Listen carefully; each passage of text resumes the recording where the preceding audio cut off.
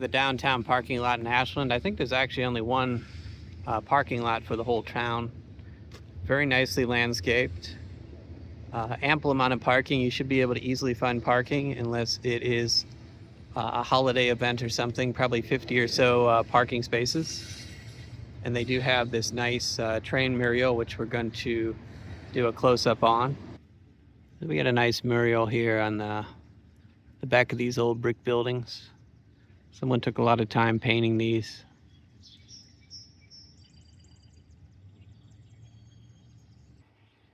Here it continues.